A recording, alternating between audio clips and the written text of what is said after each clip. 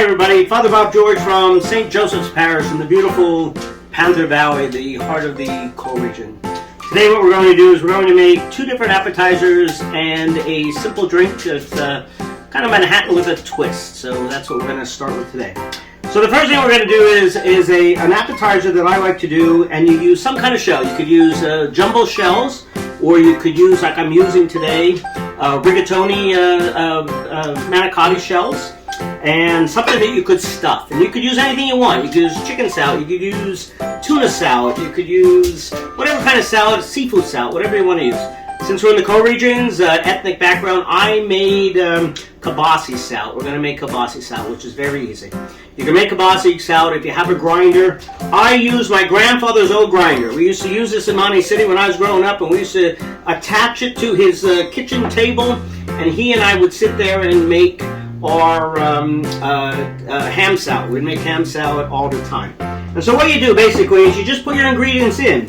You cook your kielbasa, you put your kielbasa in, you take the skin off, then you add your onion in there, you grind it however you'd make your salads, your chicken salad or whatever. I use these Gherkins pickles. They're sweeter than normal, so I use these. And then at the very end, before I'm done mixing it up, I also, since it's kielbasa, I use this horseradish sauce, and again, not too much, just a little bit, just to give it a little taste of horseradish, since traditionally you put horseradish on kielbasa. Alright, so then you make it, whatever you do, you make it, you do your shells, however you do your shells. It's a wise idea to put the shells inside the refrigerator for at least 20 minutes, so that so they become a little firmer. They're easier to work with. Like I said, you could use manicotti shells, you can use or you could use jumbo shells, whatever you want to use, whatever works. So then you just put it together just like that, and then you would cut it in half, so it makes it easier for people to eat. It's a finger food, makes it easier for people to eat. You put it all together, and then if you're gonna be fancy, you could just get peppers or scallions, whatever you want to do, and just add a little color to it, just to make the presentation look a little bit nicer. That's our first one. Very, very simple, very, very easy. The second one we're going to use today is known as buffalo chicken meatballs, and it has all the ingredients of chicken wings, but without the bones and the skin.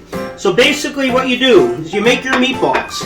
I make them with pounded chicken, quarter cup of panko breadcrumbs, quarter pound of Parmesan cheese. Then I do a teaspoon to taste of garlic. I use Lipton onion soup, like a half a pack per pound of meat. I put that all together. I roll it all up. I do my thing. But before you begin to, you mix it all together. Before you begin to roll the meatballs, before I add my buffalo sauce. Again, whatever kind of buffalo sauce you like, that's what you use.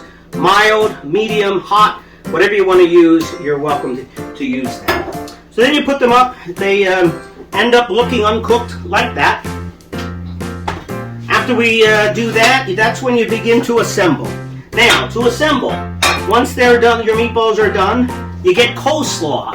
I chop up my celery inside the coleslaw, and I put that on any kind of plate. This is a little bit easier plate because it holds it. It has a side on it, it holds it. Then I get my blue cheese. After I get my blue cheese, I sprinkle a little bit in there. Then I top my meatballs back in there. If you want, you could throw a little bit more blue cheese on top of each one. And you can make, like I said, as much blue cheese or whatever as you like. Then I put just celery in, just a little bit of celery in there, because that's what you get when you get wings at a restaurant or whatever. And then if you want, you could, because sometimes you get blue cheese dressing or you get ranch. You could also drizzle a little bit of ranch on top of that. Finally, a drink. This drink is very easy.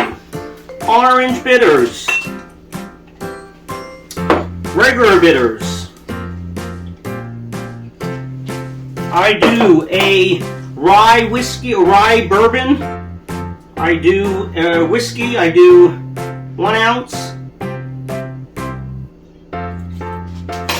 I do an ounce of cognac or brandy, whatever you have there in your liquor cabinet. I do Grand Marnier, some kind of orange liqueur. There's cheaper brands out there than Grand Marnier that are just as good. And I do a half of sweet vermouth. Put it all in. Mix it all together. Fill the ice in. And you have yourself a great spin on a Manhattan. Thanks, everybody. Appreciate everybody watching.